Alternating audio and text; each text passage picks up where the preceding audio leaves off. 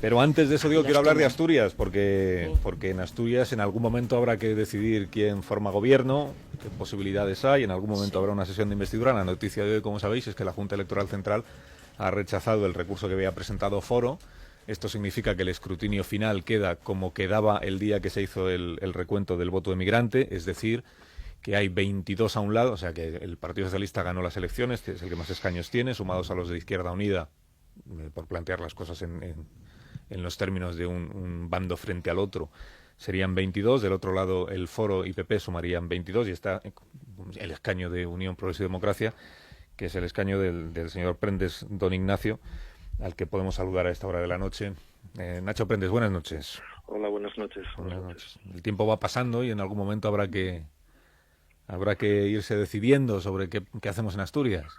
Sí, la verdad es que es un tiempo muy largo que llevamos ya en Asturias sin gobierno, no solo desde el 25 de marzo, ¿no? Sino llevamos meses ya en esa situación, y la verdad que es que necesitamos que se acorten los plazos, necesitamos que se convoque ya la sesión de constitución de la Junta General del Principado y que podamos contar con un gobierno. Eso es una necesidad que yo creo que coincidimos todos, ¿no?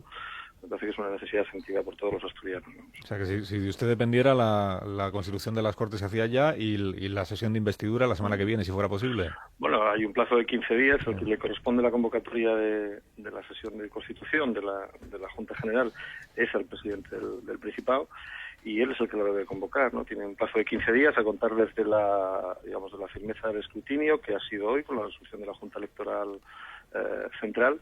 Y yo lo que, en fin, ya se lo hemos trasladado a él, la primera reunión que tuvimos, lo que vamos a solicitar y seguimos solicitando es que se produzca esa constitución lo más rápidamente posible, ¿no?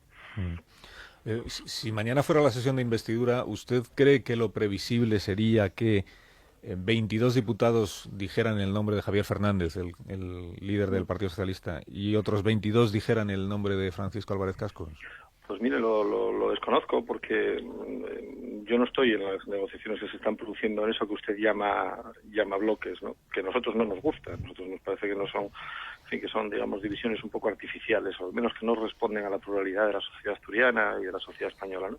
Pero desconozco cuáles son las negociaciones que se están produciendo en torno a, ya digo, esos algo más que yo seguro que algo, sabe usted, ¿no? No, bueno, conozco un poco más de lo que ha trascendido en la prensa, ¿no? Un poco más. Hoy se ha producido una reunión de toma de contacto todavía entre el Partido Foro Asturias y el Partido Popular. Y bueno, nosotros mañana tendremos una reunión con Foro Asturias también, el partido del presidente Álvarez Cascos, y bueno, seguiremos explorando las posibilidades que hay de formar un proyecto sólido de gobierno y estable, que es lo que necesita Asturias, ¿no? ¿Usted qué le va a plantear mañana al señor Álvarez Cascos en esa reunión?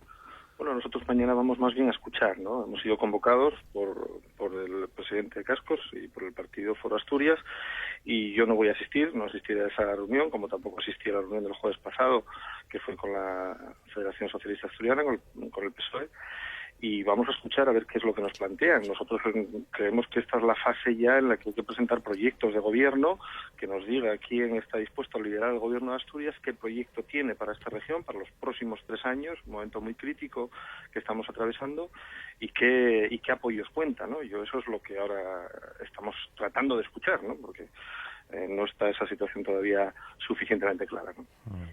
Ustedes están tratando de escuchar qué propuestas les hacen para decantarse por unas propuestas o por otras. Efectivamente, esa es la situación, sí. O sea, para decidir si en la sesión de investidura se inclinan por el señor Fernández o por el señor, en teoría, el señor Álvarez Cascos. O sea, veremos al final eso cómo acaba, ¿no? Efectivamente, veremos a ver quiénes son los que presentan su candidatura, digamos, a presidir el gobierno asturiano, ¿no? Y cuál es su proyecto. Nosotros nos importa mucho más el qué que el quién, ¿no? Eso, yo creo que eso es lo importante, ir al fondo de los asuntos, reconocer cuál es la situación, yo digo, crítica que está atravesando España y que está atravesando Asturias también. Asturias probablemente más por esa situación de parálisis y desgobierno en la que llevamos viviendo muchos meses, pero en cualquier caso queremos saber cuáles son los proyectos reales y concretos Yo creo que ha pasado la fase ya de hablar de programas electorales y ahora hay que hablar ya de proyectos de gobierno. Pero alguna idea, señor Prendes, de los proyectos de gobierno que tiene cada uno ya tendrán ustedes, porque están en el programa electoral con el que uno se presenta a las elecciones. No, pero los programas electorales, yo creo que no estamos en esa fase. Además hay que reconocer que la situación es suficientemente compleja como para que se tengan que articular pactos de varios partidos, con lo cual los programas electorales de cada partido no se pueden trasladar como programa de gobierno, porque hace falta acuerdos, hace falta pactos, ya digo, plurales, ¿no? Que no son solo de una fuerza o de dos, y por lo tanto yo quiero saber cuáles son las prioridades, cuáles son las renuncias del programa de cada uno y cuáles son las propuestas concretas para estos 3 años. Quedan 3 años solo de legislatura, no tenemos mucho tiempo y necesitamos propuestas muy concretas y muy realistas, ¿no? Y eso es lo que desconocemos, además de que en Asturias hemos vivido una campaña electoral muy plana, muy vacía, con apelaciones de tipo personal, pero en la cual no se ha discutido prácticamente nada de ideas, ni de proyectos, ni de política, ¿no? Y entonces esa fase yo creo que ha servido para clarificar muy poco, en fin, las propuestas de cada uno, ¿no? ¿Y qué les tiene que plantear a ustedes, al señor Álvarez Cascos, distinto de lo que les planteó la semana pasada el Partido Socialista, para que la propuesta de Cascos les guste más, o les satisfaga más, o les convenza más que la que le ha hecho el PSOE? Bueno, ¿qué nos tiene que plantear? Sí. Nosotros, en fin, tenemos nuestro programa articulado en torno a una serie de ideas. Hemos hablado de la necesidad de un gobierno que apoye a los que arriesgan en Asturias, a las pymes, a los emprendedores. Necesitamos trabajar con la austeridad, pero siempre hemos defendido una austeridad selectiva, que preserve los servicios públicos básicos y esenciales, que son más esenciales ahora que nunca, pero es evidente que no podemos seguir ofreciendo todo a todos y en todo tiempo. Necesitamos una política de transparencia, de apertura de las instituciones públicas. Hay aire muy viciado en las instituciones públicas asturianas y hay que abrir las ventanas.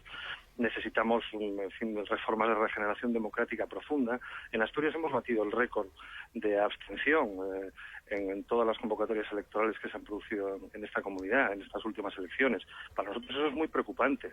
Yo lo dije el día de la noche electoral, nos preocupa mucho el recuperar a los ciudadanos para la política, y por eso las medidas de regeneración democrática, de transparencia, son imprescindibles también.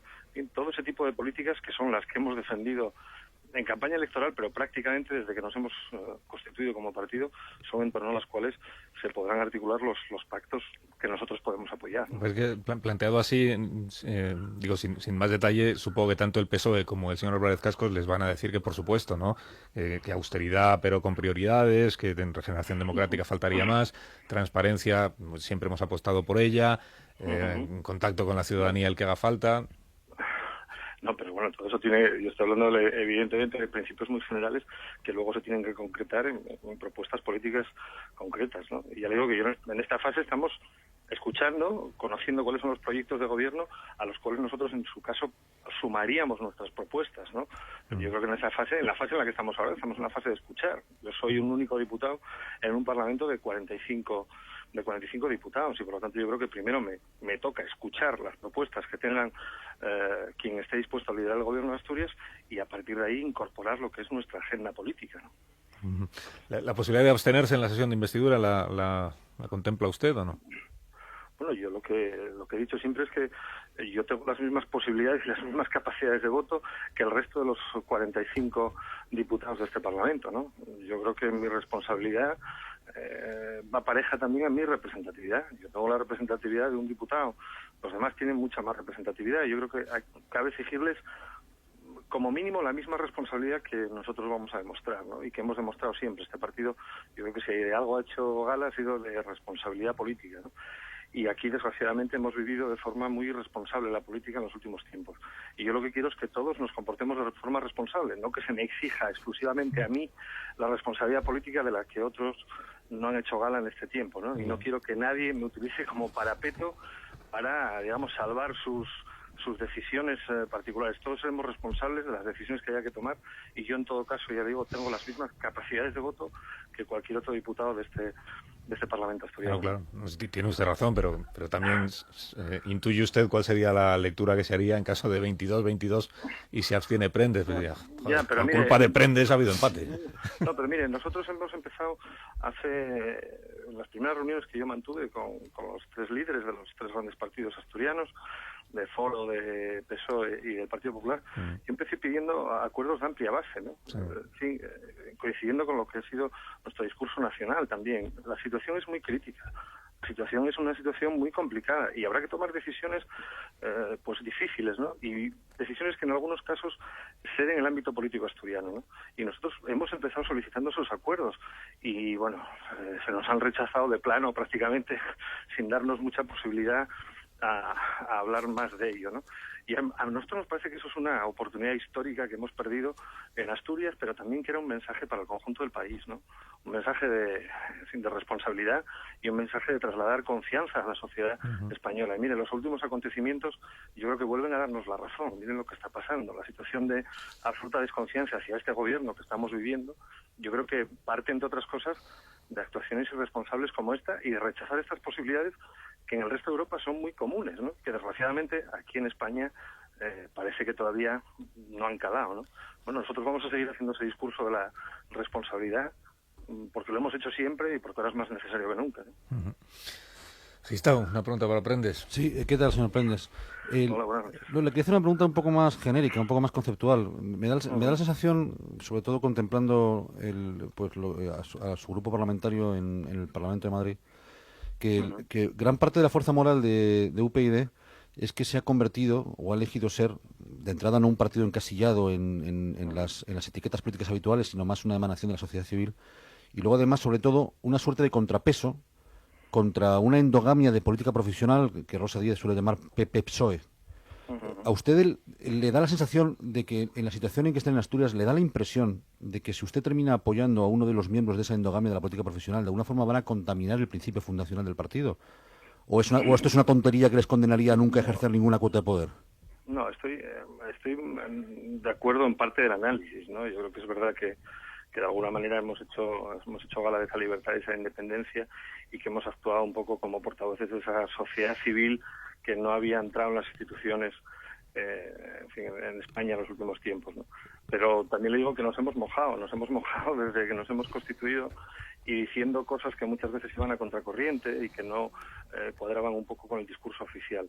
Y aquí nos vamos a mojar también, pero nos vamos a mojar en torno a políticas. Lo que no pedimos, lo que no vamos a admitir es que se nos trate de empujar en función de colores, en función de siglas o de personas, ¿no? Vamos a apoyar propuestas y vamos a apoyar ideas, las ideas que creemos que hacen falta, ¿no?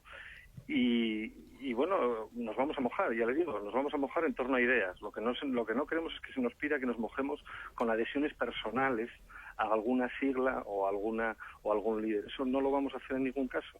Y por eso yo le pido a la gente que espere, que vea cómo vamos a actuar, porque eso es otra cosa. Nosotros vamos a actuar con transparencia, porque yo creo que es algo que le debemos a los ciudadanos, ¿no? Le debemos a los ciudadanos el que sepan qué es lo que estamos negociando y en torno a qué propuestas estamos hablando. Y eso le aseguro que va a ser así. Lo vamos a trasladar porque esa transparencia es muy necesaria para que los ciudadanos, en fin, tomen conciencia de qué es lo que nos estamos jugando, que yo creo que es un momento crítico, ¿no?